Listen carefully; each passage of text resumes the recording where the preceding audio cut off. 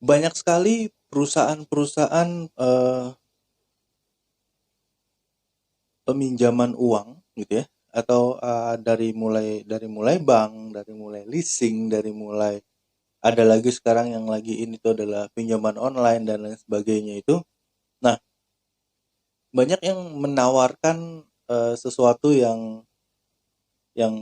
mempermudah, yang dengan iming-iming, bukan iming-iming, maksudnya dengan program-program yang menggiurkan gitu ya. Oke, kali ini kita akan bahas tentang cerdas dalam meminjam uang. Oke, stay tune terus, simak sampai habis dan jangan lupa subscribe dan like dan share ke teman-teman yang memang membutuhkan dan sedang ingin atau dalam keadaan kebutuhan uang. Oke, simak terus sampai habis.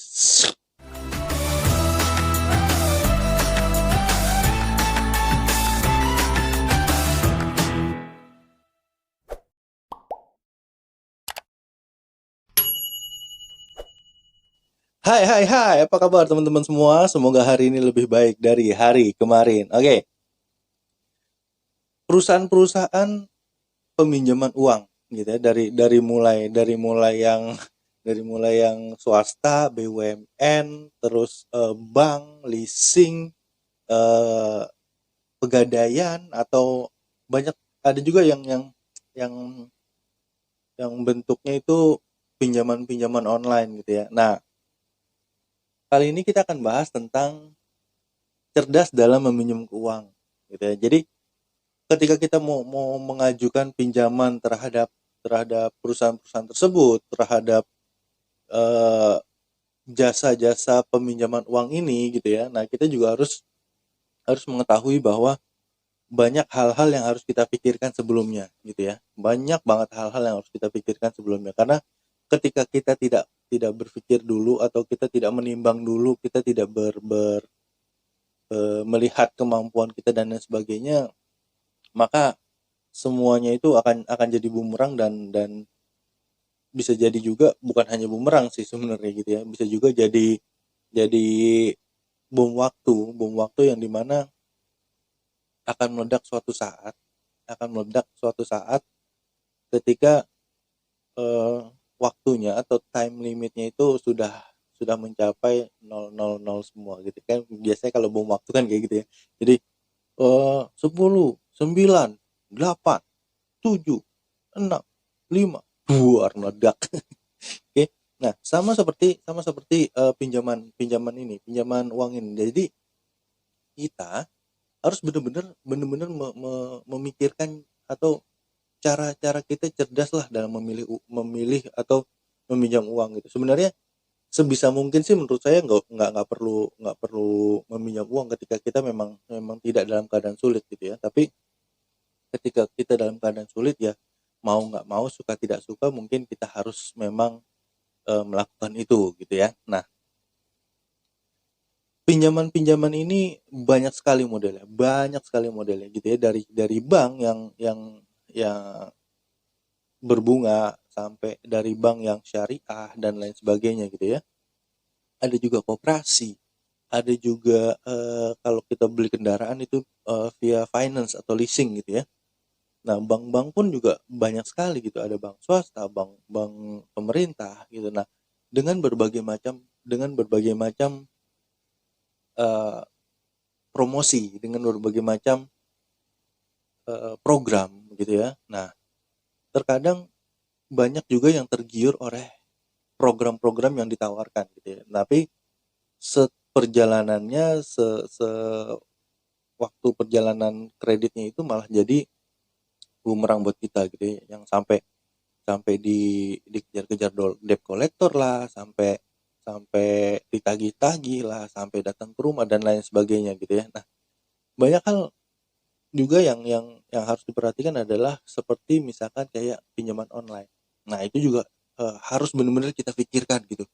Jadi banyak banget yang pinjam online akhirnya jadi terlilit oleh pinjamannya itu gitu, dan akhirnya give up, dan sampai bukan hanya give up sih, sampai malu malu sama sama sama pekerjaan, sama sama orang-orang kantor dan lain sebagainya gitu.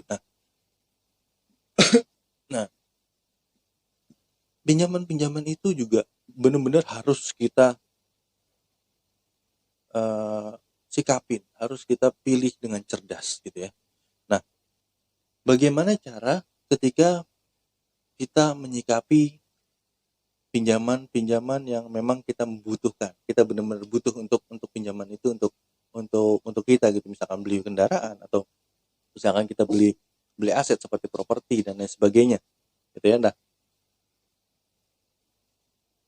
poin-poinnya ini harus benar-benar dicermati, ditelaah, di apa ya, dilihat benar-benar gitu ya dari kemampuan dan lain sebagainya. Nah, yang pertama adalah ajukan pinjaman sesuai kebutuhan. Jadi misalkan kita memang butuh butuh pada saat itu untuk eh, beli sesuatu gitu ya.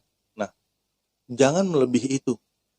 Kenapa? Karena ketika melebihi itu, teman-teman akan tergiur sama sama uang yang didapat, yang dikasih gitu. Jadi akan beli yang aneh-aneh, beli yang enggak gitu ya. Beli akhirnya akhirnya uang tersebut malah dipergunakan untuk bukan hanya untuk kebutuhan itu, tapi untuk memenuhi bukan kebutuhan tapi keinginannya juga harus terpenuhi gitu.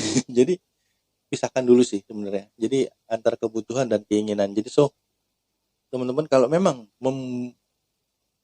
membutuhkan pinjaman, pinjamlah sesuai kebutuhan gitu ya. Karena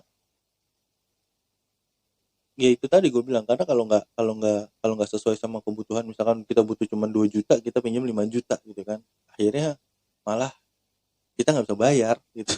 Akhirnya malah kita nggak bisa bayar dan sampai ya amit-amit sih, amit-amit jangan jangan sampai terjadi sampai malah jual aset dan malah malah membuat jadi makan gak enak, tidur nggak nyenyak gitu. Nah, jadi pinjaman itu pinjam sesuai kebutuhan. Oke. Yang kedua, yang kedua adalah rencanakan cara pembayarannya ya. Nah, cara pembayarannya nih juga harus harus harus terencana gitu. Karena kalau kalau nggak terencana, ya itu tadi balik lagi akhirnya sampai kita tidak bisa bayar, sampai di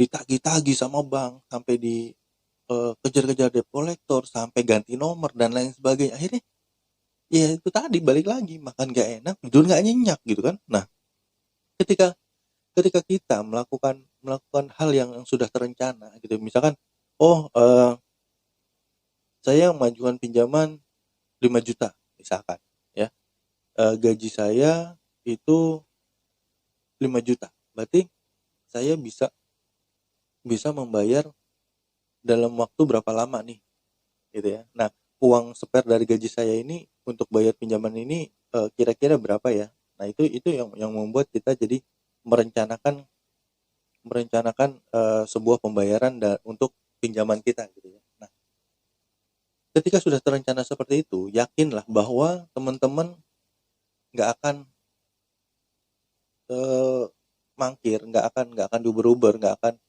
terjadi hal-hal yang tidak diinginkan gitu ya. Nah, ketika sudah terencana, semua semua yang terencana terkadang lebih nikmat. Semua yang terencana itu terkadang memang lebih nikmat gitu ya. Jadi apa yang kita rencanakan, sebuah pembayarannya, konsep pembayarannya, sistem pembayarannya yang kita rencanakan karena kemampuan kita, nah itu kan akan lebih baik daripada tidak direncanakan sama sekali. Yang ketiga, pinjaman sesuai dengan kemampuan. Ya, yang tadi saya bilang di awal, pinjamlah sesuai dengan kemampuan teman-teman gitu. Jadi jangan gaji 5 juta gitu ya, sanggup bayar misalkan per bulan 500.000 gitu ya.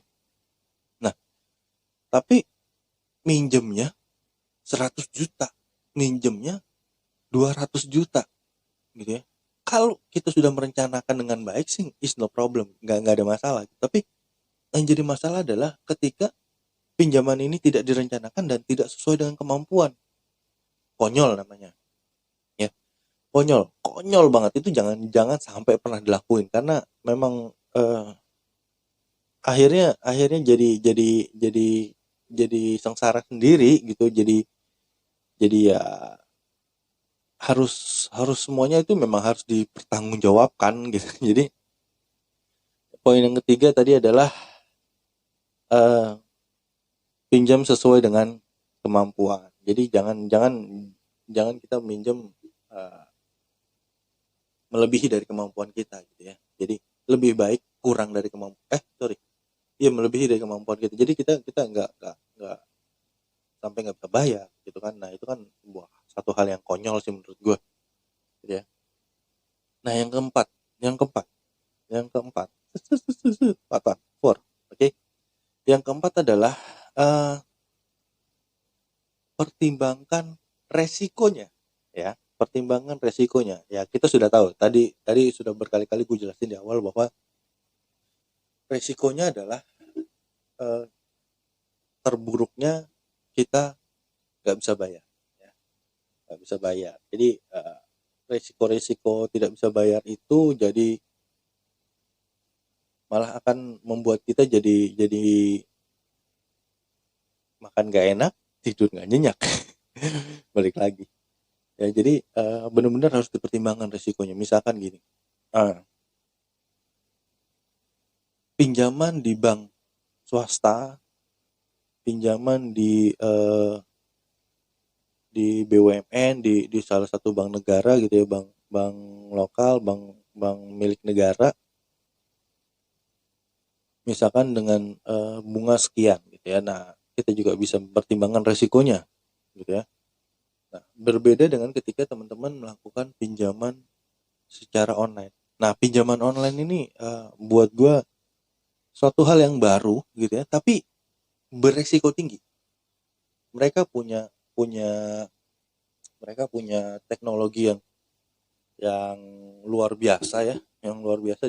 Mereka bisa melacak semua kontak telepon kita gitu ya. Nah, ini resikonya luar biasa gitu ya. Nah, kontak telepon yang ada di kita itu akan mereka hubungi gitu ya. Akan mereka hubungin dan mereka akan bilang bahwa si A ini debitur kita nggak bisa bayar. Akhirnya, oh si A punya hutang.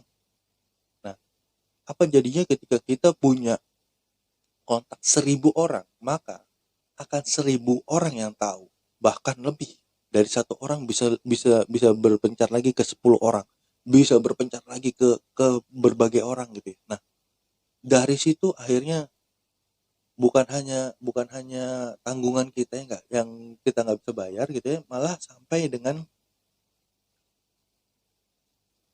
sosial gitu. Jadi malu malu malu sosial gitu. Jadi akhirnya kita tetap ditagih bayar, tapi kita juga dipermalukan secara sosial gitu. Nah ini kejam banget sih menurut gue. Asli kejam banget menurut gue. Dan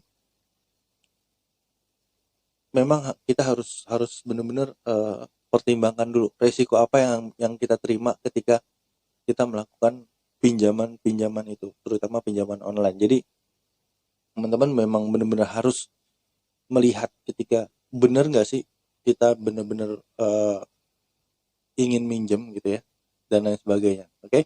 Nah yang terakhir, yang kelima adalah eh, pastikan pastikan perusahaan peminjaman uangnya itu sudah terdaftar di OJK, ya, sudah terdaftar di OJK, jadi Otoritas Jasa Keuangan. Nah itu sangat-sangat membantu untuk perlindungan data konsumen dan lain sebagainya, ya. Jadi minimal perusahaannya ini perusahaan aman gitu ya, bukan perusahaan abal-abal, bukan perusahaan yang dimana akhirnya kita jadi konyol gitu ya, dari bunga berbunga akhirnya nimbun jadi besar yang jadi kitanya juga benar-benar sanggup nggak bisa bayar gitu, benar-benar akhirnya ya nggak bisa bayar, udah mau gimana, akhirnya aset lah dijual atau eh, kepunyaan kita lah dijual, apalah yang kita jual gitu ya. Nah benar-benar harus harus kita perhatikan bahwa perusahaan peminjaman uangnya ini adalah perusahaan-perusahaan yang memang legal, perusahaan-perusahaan yang memang aman, dan minimal perusahaan ini sudah terdaftar di OJK, Otoritas Jasa Keuangan dari negara kita ini, ya. Nah, itu yang terakhir, dan pesannya adalah pikirkan dulu deh, pikirkan dulu, benar-benar kita ingin minjam uang ini untuk apa, kegunaannya, untuk sesuatu yang memang urgent kah atau tidak urgent gitu. Jadi pastikan bahwa kalaupun bisa nggak perlu kita minjem lah, menurut gua. Kalaupun bisa nggak perlu kita pinjam, ya. Karena apa? Karena ketika kita ada satu dan lain hal yang memang kondisinya tidak bisa melunasi atau tidak bisa membayarnya, akhirnya kita yang terbelit sama hutang, gitu ya, terbelit sama hutang. Jadi teman-teman perhatikan 5 poin tadi, ya, 5 poin yang membuat kita cerdas dalam meminjam uang. Oke? Cerdas dalam meminjam uang, kita juga bisa memanage keuangan kita dengan baik, sehingga hidup kita juga lebih tenang, lebih nyaman, dan lebih santai. Oke? See you on the next episode dan see you on the next video. And semoga hari ini lebih baik dari hari kemarin. Bye-bye.